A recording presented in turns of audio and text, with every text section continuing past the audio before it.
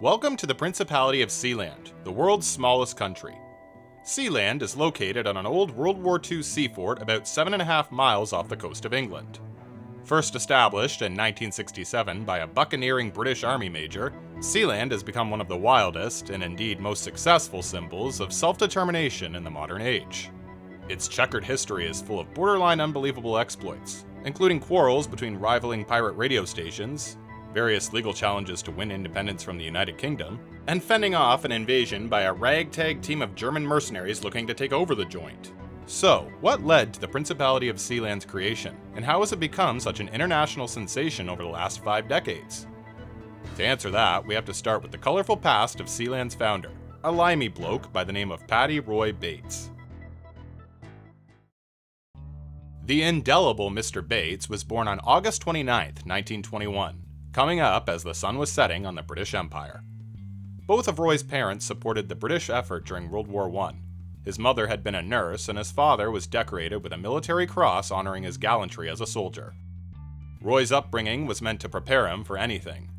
At times, his father had him bathe in ice water as a means of hardening his spirit. It's no surprise then that before long, Roy had developed his own taste for adventure, leaving school at the age of 15 to fight in the International Brigade during the Spanish Civil War. Later on, Roy jumped at the opportunity to serve his country during World War II, and despite taking bullets, stab wounds, and more, he always pressed on in the name of Old Britannia. He was made a major before leaving the military in the mid-40s after getting into a physical altercation with another officer. Despite being facially disfigured from a German grenade, Roy went on to marry a former beauty queen named Joan Collins towards the end of the decade. The family built a small fortune through all sorts of business ventures, including but not limited to importing chickens and operating a small fleet of fishing boats. But Roy never lost his appetite for danger. Even the birth of his 2 kids wouldn't settle him down, and before long, adventure soon beckoned to him once again. Roy's daughter Penelope came into the world in 1949, followed by his son Michael just 3 years later. Joan managed the day-to-day duties of the household, whereas Roy provided the same tough-as-nails parenting as his own father until the kids went off to boarding school. In his autobiography, Michael described his father as having a, quote, aggressive survivalist attitude, along with a short fuse tempered only by his undying devotion to his family. Roy continued with his various entrepreneurial undertakings throughout the children's youth, and indeed was said to have become a self-made millionaire in this time. Despite his unwavering allegiance to Great Britain, Roy had maintained a bit of a maverick streak in him, which no doubt helped him build his wealth. It's no surprise then that as time went on, his sights continued pointing towards the North Sea, where he had made some of his fortune harvesting a type of marine creature called the air fern. As Roy spent more and more time out at sea, young Michael began joining him as his first mate. The experience gained by the lad would prove invaluable when his old man took an interest in a series of abandoned naval towers used during the Second World War.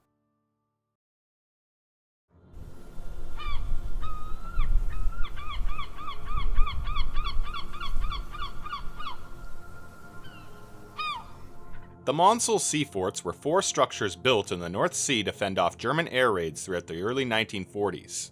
Composed of concrete and supported by various kinds of metals, the forts were constructed on massive pontoon boats which were sailed out to the designated position before the base was flooded with water and anchored to the seafloor. A sizable platform on top was then outfitted with all the amenities needed to station a party of 100 or more men, who were tasked with keeping watch over the open waters. The forts were successful in repelling German airplanes and submarines through to the end of the war, and were gradually decommissioned throughout the 1950s. Though no longer in use, the British government left them out at sea mostly intact, ripe for the taking by bold maritime explorers like Paddy Roy Bates. Roy was sailing with Michael in early 1965 when the towering Knockjohn Fort caught his eye. Michael recounts that his father had taken a shine to the idea of pirate radio, which had exploded in popularity at the time for providing some much-needed diversity to the limited programming offered by the BBC. Most radio pirates of the era took to the seas to transmit their broadcasts far from the shores of Great Britain, since having these setups out at sea offered a legal loophole which meant they weren't technically breaking the law. Roy, who had every intention of breaking into the fledgling pirate radio scene, saw the opportunity provided by Knockjohn Fort in establishing his latest operation and insisted they check it out. Years later, Michael still remembers the risky climb up the battered old ladder and the general spooky atmosphere of the sea fort as he and his father began rummaging through the abandoned rooms. In his autobiography, he describes Knock John as something of a time capsule, decorated with old pin-up posters and rusting fixtures from a bygone era. Even in broad daylight, much of the interior was plunged in total darkness, adding to the ethereal quality of the place. Before long, the father and son duo had completed their expedition of the decaying fort and were headed back to land, with Roy more inspired than ever to get his pirate radio station up and running. As Roy was making preparations throughout summer 1965 to launch his station Radio Essex, he was beaten to the punch by competition from another station named Radio City. They too had seen the potential for the abandoned sea fort and wasted no time establishing themselves out in the North Sea. Undaunted, Roy rounded up a few pals to help him oust the current occupiers. Though he left the fort in the care of a couple of teenagers in his employ, they were quickly displaced by Radio City's people as they retook their base of operations. Roy, who was fired up by this challenge, returned to Knock John with more muscle and was immediately told to leave. Refusing the demands of Radio City's people, he hoisted a custom-built hook ladder up top and began his ascent while dodging pieces of wood and metal thrown in an attempt to dissuade him. Impressed, or perhaps frightened by his dogged persistence, the occupiers from Radio City decided to cut their losses and turn the fort over to Roy for good. Roy stayed behind to begin setting up Radio Essex, hiring more local teenagers to work on the fort and act as DJs. Michael recounted the rudimentary nature of the station, which was cobbled together with pieces of whatever Roy could find or buy on the cheap. At times, he even pillaged what he could from other unprotected sea forts in the area. Within a month or two, Radio Essex was broadcasting at all hours of the day, every day. Roy began drumming up advertisers from the local area to make money off his venture, and could even be heard doing voiceover work on commercials for these businesses. Kent Arms Coachworks do a complete accident repair service, panel beating and a 24-hour recovery service. They make a nice cup of tea too. No one likes coming to us, but they are glad when they do. For beautiful bodywork, the Kent Arms Coachworks, 660 Prince Avenue, Southend. That's the Kent Arms Coachworks, 660 Prince Avenue, Southend-on-Sea. Radio Essex enjoyed continuing success over the next little while, and the Bates family even spent Christmas in 1965 out on the fort with their team of amateur DJs. About a year later, a skirmish between two rivaling pirate radio proprietors resulted in one being shot to death. The British government used the incident to disparage pirate radio, moving ahead with plans to clamp down on amateur broadcasting. To assist, Parliament introduced the Marine Broadcasting Offences Act, which passed the following year. In the meantime, the government hounded pirate radio broadcasters using the 1949 Wireless Telegraphy Act, with Roy among many summoned to court and charged with unlawful use of broadcasting equipment. Roy had every intention of challenging this, representing himself in court. But he was unsuccessful and found guilty. Despite the threats of hefty fines should he continue broadcasting, the defiant major explored what options he had to flaunt the law.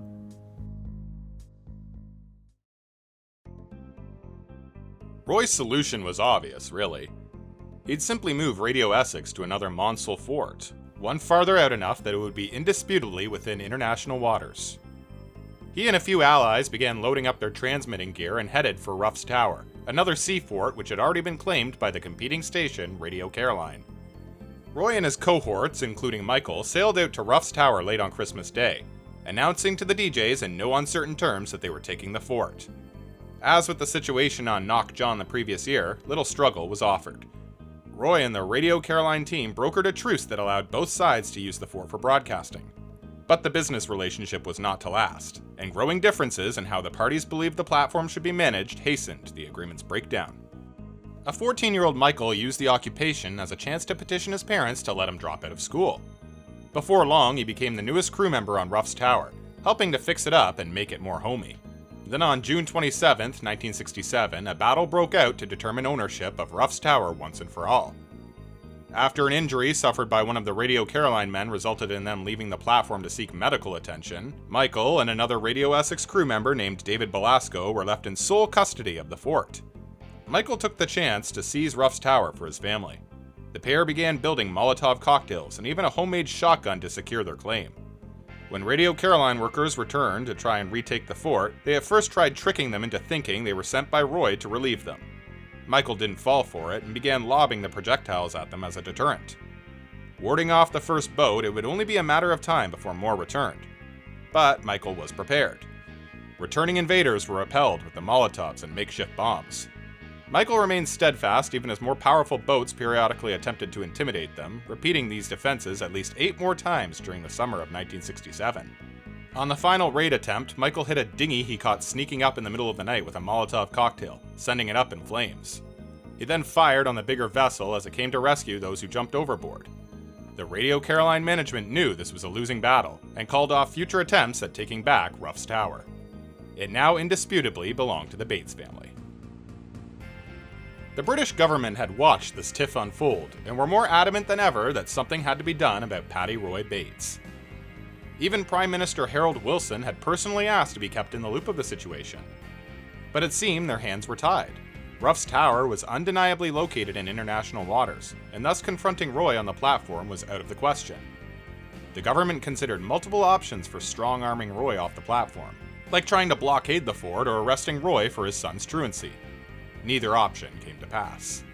Officials figured the only means of nabbing him would be through the Marine Broadcasting Offences Act, but an ironic twist of fate would stymie this. It turned out that Ruff's Tower wasn't big enough to carry the enormous antenna needed for clear broadcasting, and before long, Roy had abandoned his plans for restarting his pirate radio station. But if the British government thought he would also abandon Ruff's Tower, they were sadly mistaken.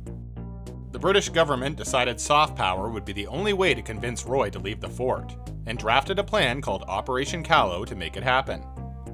Essentially, an agent would approach Roy to try and talk him out of maintaining his claim to the fort, up to and including offering cash to do so. Roy balked at the idea, demanding £100,000 up front to even consider it.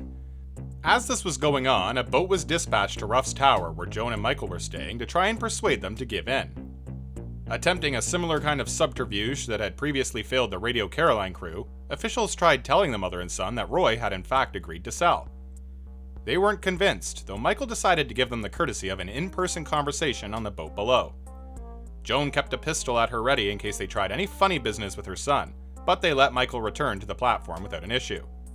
Operation Callow was deemed a failure.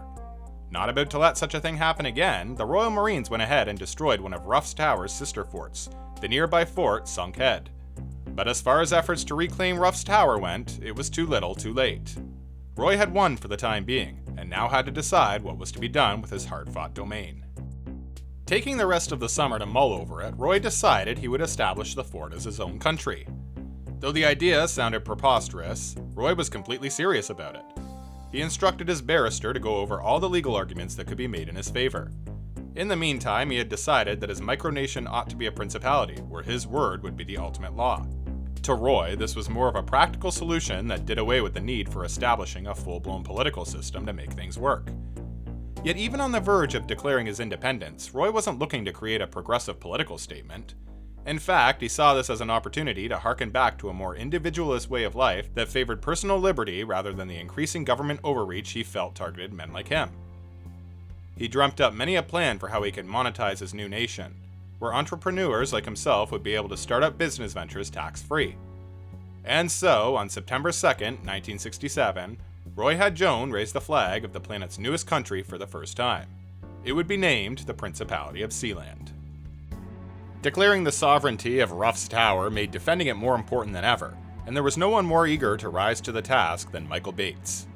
The boy had become quite proficient handling guns by now and was quick to fire on suspicious ships that sailed too close to the newly declared principality regardless of who was on board. One such incident happened in mid-November of 1967, when a British minesweeper encroached on the water surrounding Sealand despite repeated verbal warnings from Michael to go away. The flustered lad then fired a series of warning shots at the water around the ship until it finally turned tail and remained dormant for some time. Before long, it was headed back for England. Michael's point had been made. According to his autobiography, the incident had been kept under wraps by the British government while they explored what legal options they could pursue to retaliate. Officials at one point reached out to Roy's former employee, David Blasco, who had cut ties with Sealand and was open to helping the government reclaim the old fort. In the end, though, this effort was unsuccessful, and Roy went to the press to call out the Ministry of Defense for their unwavering hostility. In early 1968, Roy was in England preparing to make a supply run out to the fort while his teenage children remained stationed out there. Customs officers arrived to tell him that he didn't have the right paperwork permitting him to sail out to Ruff's Tower. Rather than try and argue, Roy outmaneuvered them by going to the media to complain that the government was trying to starve his children. Before long, the story was plastered across major newspapers, winning Roy sympathy with the general public. The Customs Department had no choice but to back down, leaving the Labour government with another egg on their face from the whole debacle. Michael was back to firing on passerby ships later that spring, but this time he had more personal reasons for it. The story goes that crewmen working on the ship were making lewd remarks about his sister as she sunbathed on the deck. An outraged Michael sent warning shots their way, prompting the ship to flee. The repeated shooting of ships deemed a threat to Sealand prompted the British government to yet again find a way to bring the Bates family to task. Michael's haphazard use of a firearm offered a means to haul he and his father into court, and sure enough, the boy was arrested while back on land that summer. The father and son duo were charged with violating the Firearms Act of 1937. Both pled not guilty. The case dragged out into October, and their legal counsel argued that the court had no jurisdiction over matters taking place that far out at sea. Indeed, Sealand was beyond the 3 nautical mile line from British shores, which at the time situated it in international waters. The question of jurisdiction became the crux of the entire hearing, with law dating back to the 16th century cited as both sides battled back and forth for hours. Finally, the judge lamented that the ordeal had in fact taken place outside of British jurisdiction, a decision that couldn't be appealed. What this suggested, however, was major. Not only were the Bates gentlemen acquitted, but the court ruling implied that Britain did not in fact have any legal claim to Ruff's Tower. Sealand belonged to Roy Bates, and as far as he was concerned, this was a de facto recognition of that. Of course, this matter only further riled up the higher levels of the British government, who could only seethe over their failed attempts to bring the salty sea dog down. Try as they might, however, Roy Bates was in it for the long haul, and he was ready for anything. Life out on Sealand was tough, and in the beginning it was a struggle to do just about anything. It was a precarious trip by boat, weather permitting, and conditions on the platform were equally at the mercy of the climate. Candles were relied upon for lighting before electricity could be permanently established. Michael recounts that he and his sister would have to filter seawater to make hardtack biscuits to eat, or rely on whatever they could fish up themselves. The young prince would often stay at Sealand for months, with his only company being the radio chatter of passing ships. Unsurprisingly, 18-year-old Penny Bates was growing tired of this type of lifestyle and told her father she was out of the game. Roy was outraged, but there was little he could do about it. As the years went on, Roy had commissioned all the trappings of a legitimate state, such as currency, stamps, and a coat of arms. The New York Times wrote that passports were issued as far back as 1969. He'd bestow titles onto close friends and family members, making lords out of cousins and the like. In a stunning display of international recognition, Sealand was sent a congratulatory letter from the French president at the time offering well wishes to the tiny nation. Offers to buy the platform were declined by Roy at every turn, including a generous bid of around £250,000 purportedly made by Aristotle Onassis. At one point, Colonel Gaddafi had apparently offered Roy a pot of gold to use the fort, which was also rejected. If nothing else, Roy was elated by the legitimacy Sealand was afforded by these opportunities. He of course had every intention of finding ways to monetize Sealand, and by the early 1970s it appeared he was well positioned to do so. One prospective deal would take an unexpected turn, however, posing a serious threat to his rule over the maritime principality. Over 100 people had been granted citizenship of Sealand at this point, including a group of Germans who sought to do business with Roy. One of these men, a diamond dealer and general oddball by the name of Alexander Achenbach, quickly positioned himself as a devoted ally of Roy. Talking at length about the potential for Sealand to build a world-class hotel and casino, Alexander proved that he was a true believer in the tiny nation. He was thus rewarded with the role of Minister of Foreign Affairs, and later President for life. It's said that Alexander helped draft the Sealand Constitution despite speaking virtually no English. Over the next few months, he helped Roy figure out more ways to profit off his principality, with the ultimate goal of turning it into a gambling and tax haven. Alexander therefore wrote exemptions on inheritance and capital gains taxes into the Constitution. He mailed the document out to over 150 countries worldwide, and sent a draft over to the United Nations for ratification, but this was declined as Sealand was said to be lacking key elements of what makes a country a country. Alexander's ambitious plans for an expansion of Sealand titillated Roy, with the main focus being the construction of additional platforms to house the luxury accommodations that could turn a healthy profit.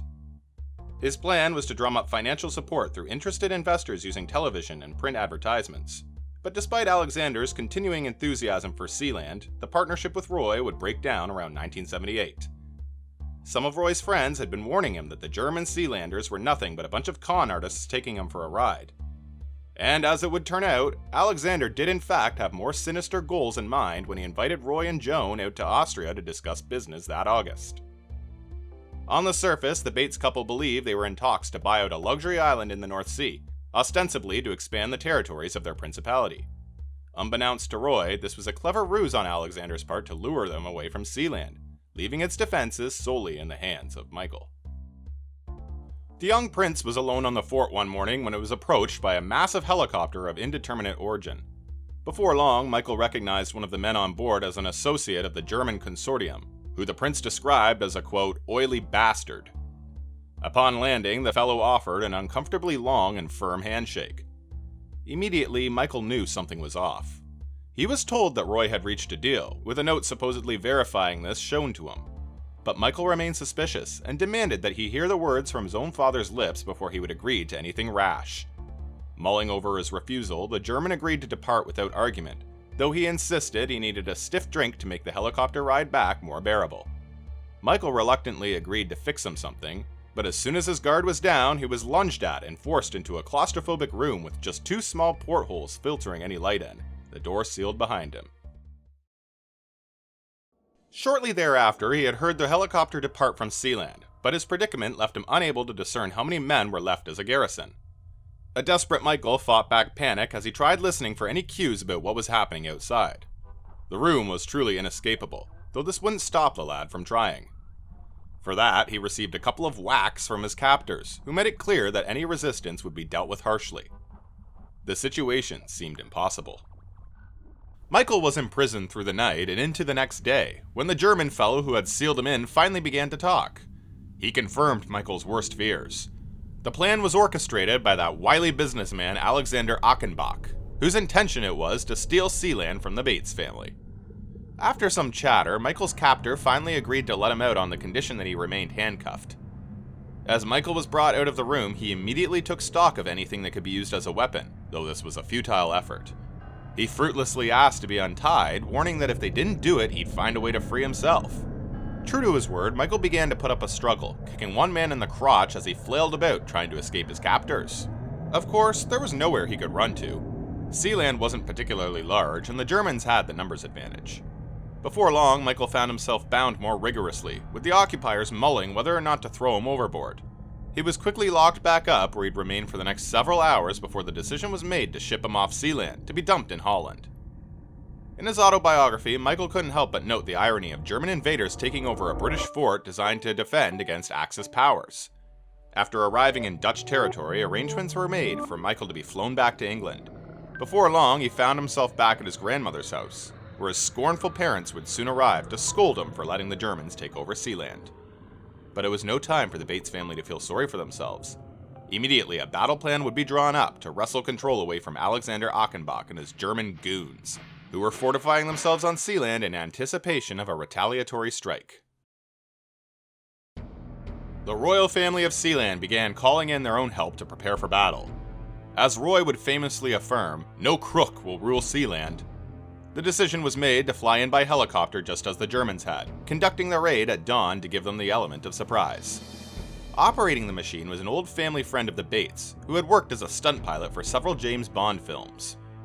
As the helicopter approached the old sea fort in the early morn, ropes were dropped that the team would descend from to begin striking back. Calling on his military experience, Roy led the charge as boots hit the platform. His men were armed to the teeth, including Michael, who brought along a sawed-off shotgun. The Germans were overwhelmed and quickly found themselves tied up as they had done to Prince Michael.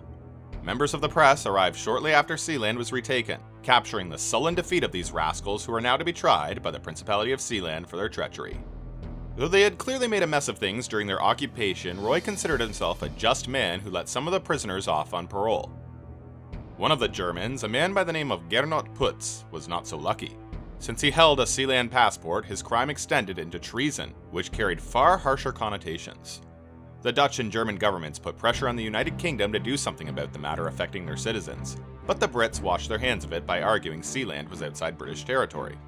it doesn't appear that this tiff had any lasting diplomatic implications. The trial of Gernot Putz began 3 weeks after the raid, with Michael standing in as Crown Prosecutor. The German saboteur pled guilty, but rather than receiving the ultimate penalty as expected for a traitor, he was fined 75,000 Deutschmarks and ordered to stay on Sealand to swab the decks until the amount was paid in full. The German embassy to the United Kingdom sent a diplomat to Sealand to try and talk things over, though he came up short during this meeting. Now, Dr. Niemöller has come back without Mr. Putz. Why is that? Well, he's not allowed to leave until he has paid his fine, and also my husband would like someone to do something about these criminals over there that want to come back to the island and attack it again. In other words, he wants them investigated and he would like them charged. Eventually, though, the government of the Principality was tired of hosting its prisoner, sending him back to Germany 7 weeks later despite the fine going unpaid. Though Alexander Achenbach's takeover plan was thwarted, he never gave up the claim that Sealand belonged to him. He declared himself head of a government in exile. But despite what Alexander had to say about it, the liberation of Sealand was considered a success. Prince Roy's authority was secure, and he would later tout the German diplomat's visit as another de facto recognition of Sealand. Throughout the 1980s, Sealand was catching the eye of more newspapers and television stations than ever, with the nasty business involving the Germans becoming a legend unto itself in the nation's short history. The Sunday Telegraph ran a multi-page report going over the origins of Sealand, introducing the eccentric Roy Bates to a wider British audience. Magazines across the world followed suit, giving Sealand the kind of international exposure that would help secure its future. Even with ridding himself of his former business partners, Roy held out the hope that Sealand could still host a luxury resort and casino. He had already poured over £1 million into the old sea fort, selling off many of his other enterprises to keep it afloat. To him, it was a worthwhile investment. Prince Michael married in the spring of 1985, and his bride Lorraine gave birth to their first child James within the year. 2 more youngsters would follow, and the trio would grow up spending holidays and summer vacations out on Sealand. Michael wrote that he was approached around this time by an old DJ from Radio Caroline looking to use Sealand to broadcast his own station from the platform. Roy jumped at the chance, already soliciting other potential station managers by announcing the issue of 3 Sealand broadcasting licenses. He pledged that he would try to join the broadcasting union to do things the right way, but warned he wouldn't be stopped should they deny his application. The United Kingdom expanded their territorial claims over the water to 12 nautical miles in 1987, putting Ruff's Tower and thus Sealand in their grasp. Roy didn't care much about the ruling, arguing that he had already extended Sealand's territorial claims long before the new Territorial Sea Act came to pass. By now, the plans to resurrect Sealand's radio had gone belly up for various reasons, and Roy's interests had shifted to pirate television. His plan was to beam signals over to the United Kingdom on the then unused Channel 5.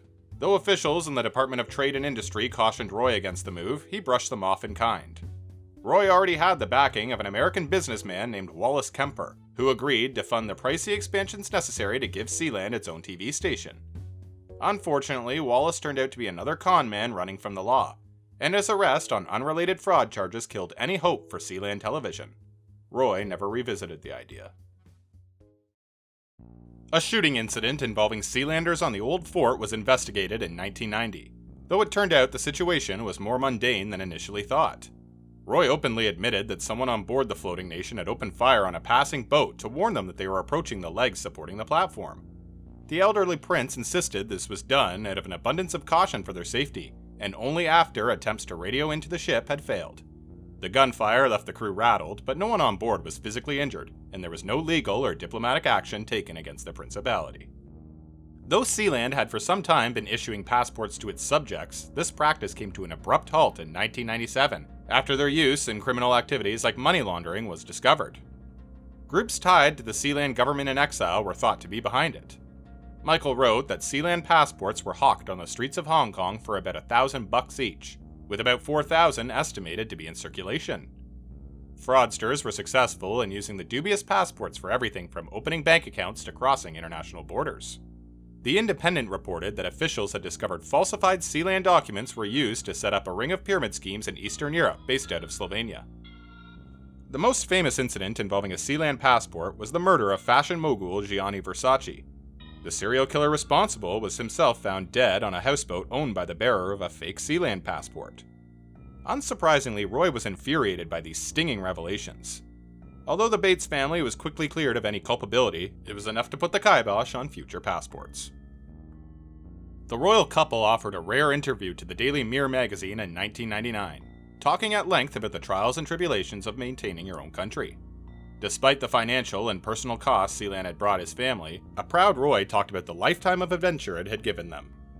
Even in his twilight years, Roy continued to court business opportunities for Sealand through his son Michael, who stepped up to manage more of the day-to-day tasks of running the Principality. The latest proposition to Sealand came at the turn of the millennium, and involved a promising technology that had taken the world by storm: the Internet.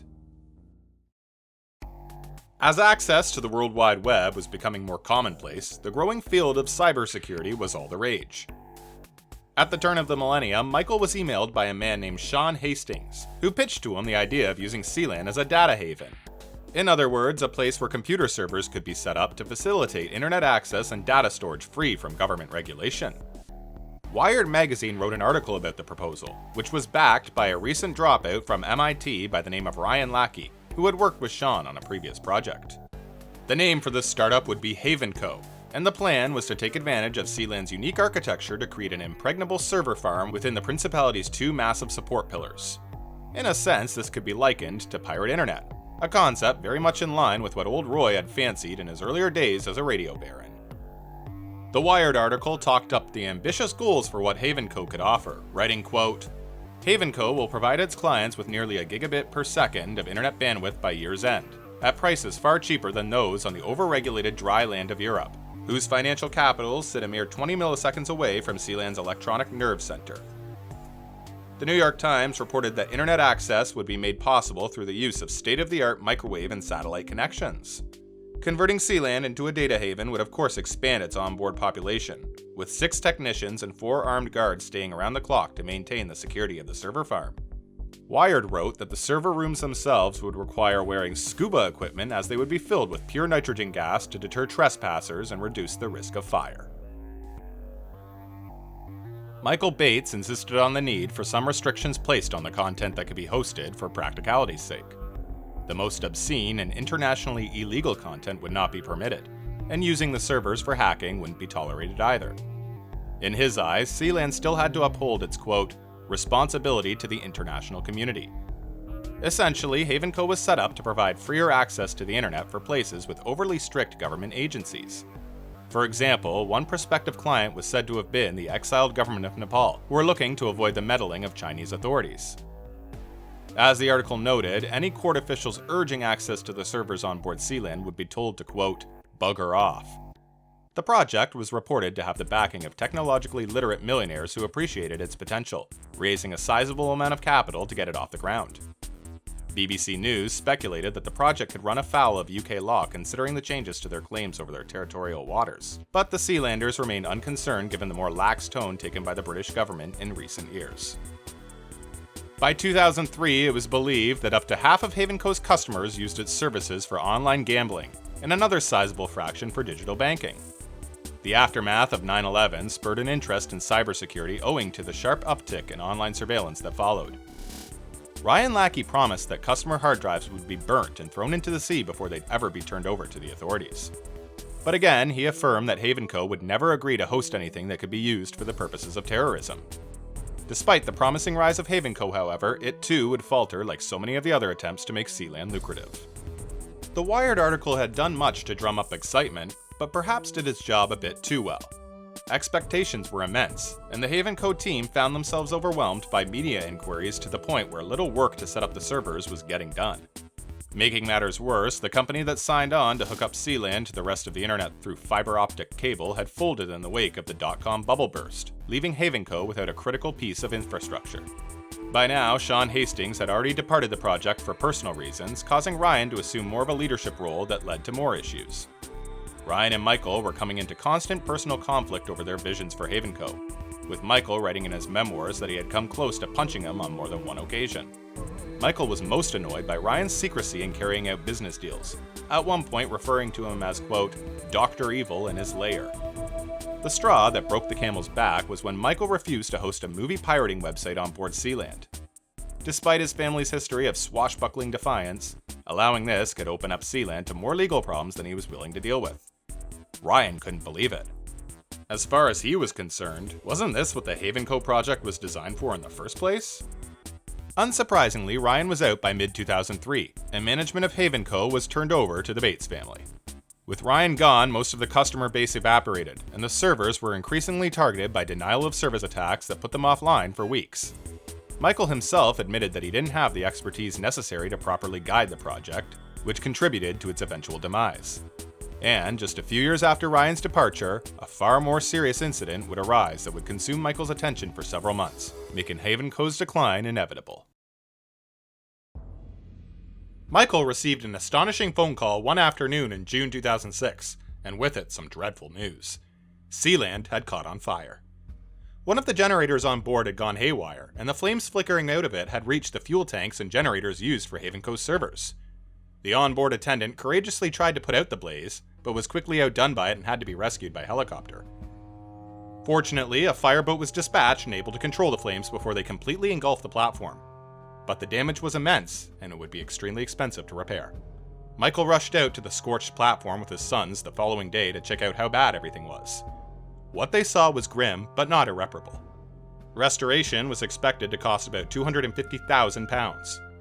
Friends, family, and interested organizations all pitched in to begin the daunting task of bringing Sealand back, and by early 2007, renovations were complete.